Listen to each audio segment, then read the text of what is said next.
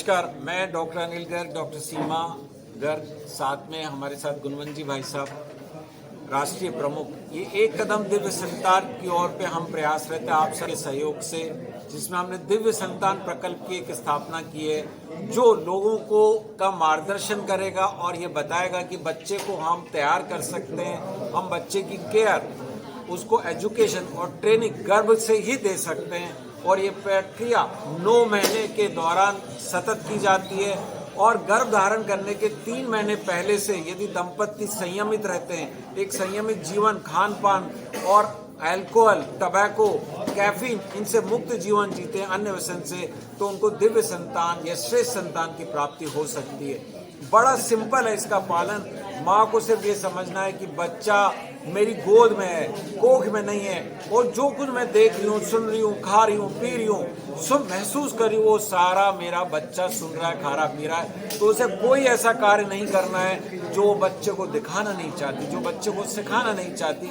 उसे एक संयमित जीवन जीना है। गर्भ की धारण अवस्था एक साधना है, एक तपस्या, एक तप है, और इसके लिए गर्भ प्राप्ति के लिए किया गया संयोग एक भोग के लिए ना करें, एक दिव्य संतान की उत्पत्ति के लिए, एक अंतरिक्ष से एक आत्मा के पृथ्वी पर अवतरण के लिए का एक उपयोग करने की क्रिया है। अतः आप अपनी इस पावर को समझें और आप अपने घर के अंदर एक आदर्श संतान और एक मनचाही संतान ला सकते हैं। सिर्फ आपको थोड़ा सा संयम और थोड़ा सा खान पान का ध्यान रखें। ना तो वो प्रेम भावना है व ना ही वो इज्जत है। और दूसरा, दोनों माता पिता अच्छी पोस्ट पे होने के बाद, अच्छे पढ़े लिखे होने के बाद भी ऑटिज्म, जो उनका बच्चा पैदा होता है ऑटिस्टिक होता है, ऑटिज्म बहुत ज़्यादा फैल रहा है, कैंसर की तरह। बहुत अच्छा आपने क्वेश्चन किया है। इसी क्वेश्चन के आंसर के लिए मैंने गर्भ संस्कार ज्वाइन किया है।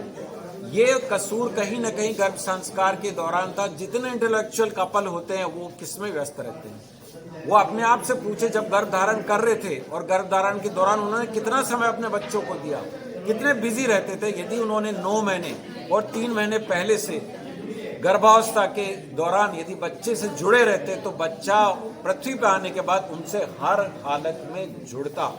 ऑटिज्म और learning disability disorder, mental retardation, suicidal tendency, congenital defect, ये सब बढ़ रहे हैं क्योंकि गर्भ धारण के दौरान जो माता है, जो शिशु है पेट के अंदर, वो इन सब चीज़ों से एक्सपोज हो रहा है। सब्सटेंस अब्यूज़ हो रहा है, अल्कोहल, टबैको का उपयोग हो रहा है, बुरे दृश्य देखे जा रहे हैं, बैड न्यूज़ देखी जा रही है, बैड रील्स देखी जा रही है, जिससे बच्चा सीखता है और इसी के कारण ये सारी प्रक्रियाँ हो रही है। और यदि वो इस पॉइंट में संयम रखेगी तो हर हालत में अपन ये जो ऑटिज्म का जो स्पेक्ट्रम डिसऑर्डर है उसको कम कर पाएंगे। डॉक्टर साहब, ये आपका सहयोग हमें चाहिए। इसके लिए हमने दिव्य संतान प्रकल्प बनाया। गुणवंत जी भाई साहब है, वो राष्ट्रीय है। अब इसको 20 साल का हमने एक माइलस्टोन तैयार किया।